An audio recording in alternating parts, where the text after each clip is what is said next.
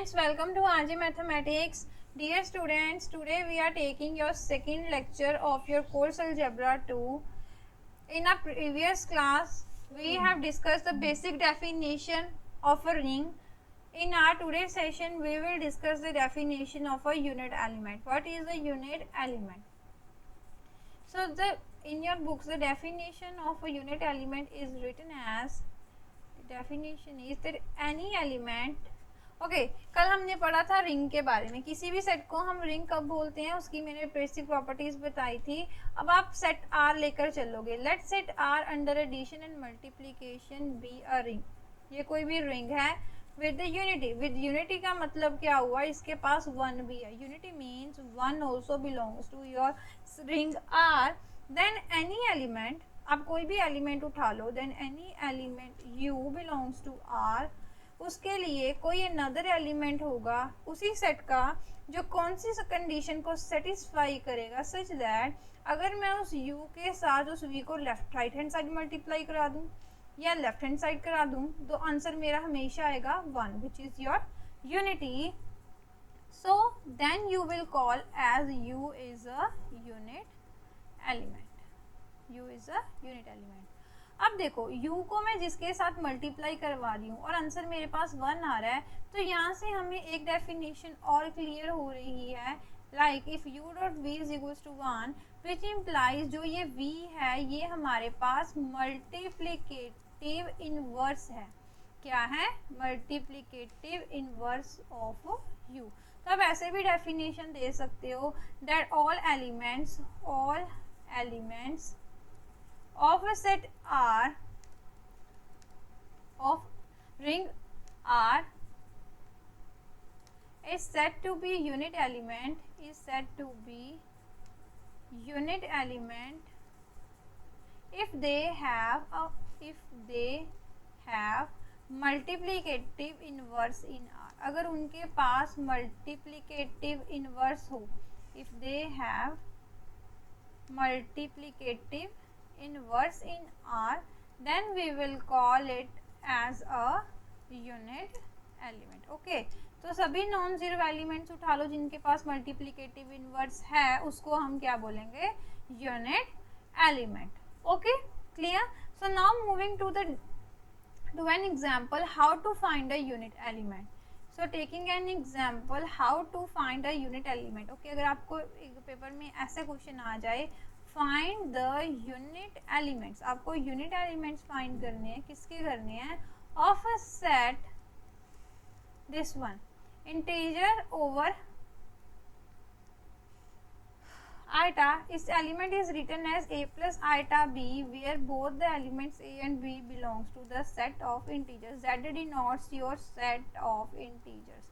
अब इसके आपको यूनिट एलिमेंट्स फाइंड आउट करने हैं. यूनिट एलिमेंट की डेफिनेशन क्या है कि कोई भी एलिमेंट u किसको बिलोंग कर रहा है? r को, और एक v लेना है. इसी सेट में से कोई दो एलिमेंट्स लेने हैं, उनकी मल्टीप्लिकेशन वन की अगर इक्वल आ गई तो ये जो फर्स्ट एलिमेंट है u, इसको आप क्या बोलोगे? Unit element. मैं लेके चल रही हूँ, मैंने सपोज कर लिया, suppose x plus iota y b it's unit element. मैंने इसका यूनिट एलिमेंट उठा लिया, b इट्स यूनिट एलिमेंट. अब अगर ये इसका यूनिट एलिमेंट है, देन मैंने कोई c प्लस आइटा d ले लिया, वो भी इसी सेट में से उठाया मैंने. b इट्स अनदर एलिमेंट, क्योंकि हमें डेफिनेशन लगानी है, उसमें दो एलिमेंट्स चाहिए. तो डेफिनेशन क्या बोल रही है? इन दोनों एलिमेंट्स की प्रोडक्ट जो है वो किसके इक्वल होगी? अब अगर आप इसको यूनिट एलिमेंट ले रहे हो देन ऑब्वियस इसकी प्रोडक्ट होगी किसके इक्वल? वन के. अगेन टेकिंग कॉन्जुगेट, हम कॉन्जुगेट लेंगे. कॉन्जुगेट में आपको पता होगा कि जो आपकी पॉजिटिव आइटा वाली टर्म होती है वो नेगेटिव में बन जाती है. अगर मैं a प्लस आइटा b का कॉन्जुगेट लूँ तो रियल पार्ट को कोई फ़र्क नहीं पड़ेगा, बस आइटा वाली टर्म जो है उसका साइन चेंज हो जाएगा. तो यहाँ पर मेरे पास आएगा x minus iota y into C minus iota D equals to one. Now I get two equations. ये दो इक्वेशंस आ गई मेरे पास. अब मैं क्या करूँगी? इनको multiplying equations, multiplying both the equations. हम दोनों इक्वेशंस को आपस में क्या कर रहे हैं? मल्टीप्लाई कर रहे हैं. अब जब आप मल्टीप्लाई कराओगे तो इसमें कौन सी प्रॉपर्टी लग जाएगी आपकी?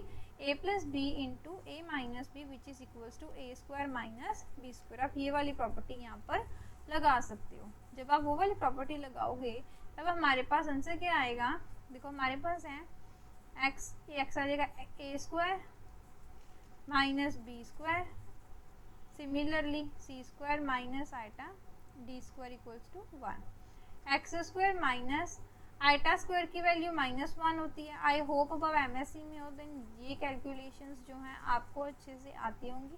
फिर भी अगर किसी को डाउट है, इसीलिए मैंने ये कैलकुलेशंस को मैं इतना ऐसे क्लैरिफाई, इतना डिटेल में करवा रही हूँ। ओके, अब अगर किसी, अब देखो इसमें से आइटा हट गया, मतलब ये रियल नंबर्स हैं। अब अगर किसी आपके पास ऐसा आ जाए केस के किसी दो एलिमेंट्स की मल्टीप्लिकेशन 1 है, विच इम्प्लाइज आइदर, इसमें से क्या होगा, या तो ये पहले वाला नंबर 0 के इक्वल होगा, या फिर सेकंड केस क्या होगा कि c square plus d square equals to 1, sorry यहाँ पर 1 है ना, तो दोनों 1 के इक्वल होंगे। अब जब ये 1 के इक्वल है तो हमने पहला केस लिया, y की अगर मैं वैल्यू को 0 पुट कर दूं तो X square plus 0 equals to 1, x square is equals to 1, x की वैल्यू हो जाएगी प्लस माइनस 1, ये आ गया। अब यहाँ पर पॉसिबिलिटी d को 0 कर दूं तो सी स्क्वायर 1, सी की वैल्यू प्लस माइनस 1। अब ये x की वैल्यूज और y की वैल्यूज को इसमें पुट करो, ये स्टार्टिंग जो फर्स्ट इक्वेशन है इसमें पुट करो। फर्स्ट इक्वेशन में जब पुट करोगे तो आंसर क्या आएगा, फर्स्ट इक्वेशन क्या थी हमारे पास, from first equation x plus eta y into c plus eta d is equals to 1। X की वैल्यू कितनी आई है आपके पास, प्लस माइनस 1, सी की भी प्लस माइनस 1, वाई 0 है और डी भी 0 है, पुट कर दो। यहाँ पर आ जाएगा आपके पास 1। जब यहाँ पर y की वैल्यू 0 पुट करोगे तो क्या आएगा पॉइंट, y की वैल्यू 0 है, 1,0। केसेस बता रही हूँ, केसेस पुट नहीं करना। देखो जब आप पुट करोगे इसमें दोबारा से पुट करने के बाद आंसर तो फिर से 1 ही आ जाएगा। केसेस क्या आ जाएंगे, x1 है y 0 है, सेकंड x माइनस 1 y 0, ये केसेस आए हैं ना। x की वैल्यू है 1 है या -1 है, y ने तो 0 ही रहना है, तो y तो 0 ही है। जब आप कोऑर्डिनेट सिस्टम लिखते हो तो पहले x कोऑर्डिनेट लिखते हो फिर y लिखते हो। अब x तो 0 ही है, सॉरी y तो 0 ही है, इसमें यहाँ पर भी y 0 ही है। यहाँ पर x की वैल्यू क्या है, एक 1 है और एक 1 है और एक क्या है -1, ठीक है। अब यहाँ पर आ जाओ, d की वैल्यू भी 0 थी, c की वैल्यू एक बार ही हमारे पास क्या आई है, यहाँ पर आपके पास c की वैल्यू जो है वो क्या आई है, 1 है ना मैम, 1 ही आई है, c की वैल्यू भी 1 आई है हमारे पास, और एक बारी क्या आई है माइनस, एक बारी 1 आ रही है, एक बारी क्या आ रही है -1, ठीक है। अभी हम चलेंगे और वाली कंडीशन। और वाली कंडीशन में क्या था, सॉरी और वाली, ये दोनों ले ली हमने, केसेस लिए ना। अब हम सेकंड केस में चलेंगे, अब हम चलेंगे नेक्स्ट केस में, और मैं नहीं, अब हम चलेंगे केस नंबर सेकंड में। अब हम रिवर्स कर देंगे, पहले हमने क्या किया था, हमने y को 0 किया था, ये आपका केस नंबर 1 है। इसमें मैंने क्या किया था, y को 0 किया था, x की वैल्यू निकाली थी, यहाँ पर d को 0 किया था, c की वैल्यू। अब रिवर्स कर दूंगी, रिवर्स कैसे करूंगी मैं, अब मैंने क्या करना है, अब मैं x को 0 कर दूंगी। जब x को 0 करूंगी तो इस इक्वेशन में this X square plus Y square equals to 1 में y की वैल्यू क्या आ जाएगी मेरे पास, प्लस -1।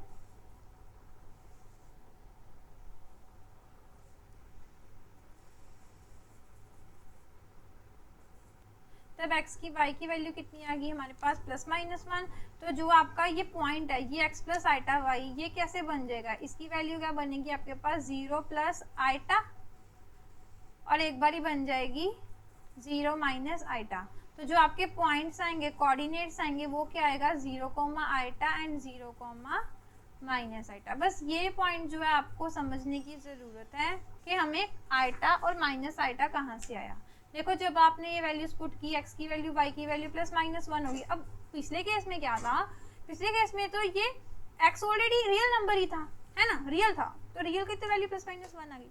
अब इसमें जब आपने y की वैल्यू फाइंड आउट की प्लस -1, तो आपको इसमें पुट करके चेक करना पड़ेगा। जब आपने इसको सब्स्टिट्यूट किया तो एक केस बन गया 0 प्लस आइटा, एक आ गया 0 माइनस आइटा, तो पॉइंट्स आ गए 0, iota and 0 minus iota. Similarly जब आप इसका d के साथ करोगे, जब ऐसे आप c को 0 कर दोगे तो d की वैल्यू भी आपके पास क्या आ जाएगी, एक बारी आ जाएगी माइनस आइटा और एक आ जाएगी आइटा।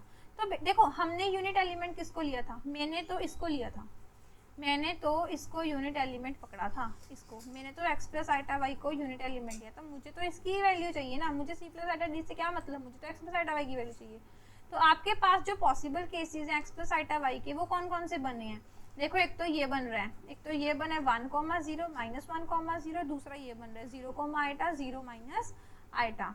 तो आपके पास जो x प्लस वाई की पॉसिबल वैल्यूज जो आई हैं, जो आपके पास पॉसिबल वैल्यूज आई हैं वो x प्लस आइटा वाई की, वो कौन कौन सी आई हैं, कौन कौन से केसेस आए हैं आपके पास? एक आई है आपके पास x की वैल्यू कौन सी आई है +-1, प्लस y की वैल्यू कितनी आई है 0।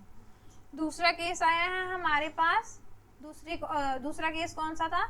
y की वैल्यू, जिसमें x की वैल्यू को 0 किया है और y की वैल्यू क्या आई है हमारे पास +- आइटा। यही तो पॉसिबिलिटीज आई है ना। देखो, x की जगह पे वैल्यूज पुट करनी है, x की जगह पे फर्स्ट केस पे +- आइटा पुट किया, y की प्लेस पे मैंने क्या पुट कर दिया 0।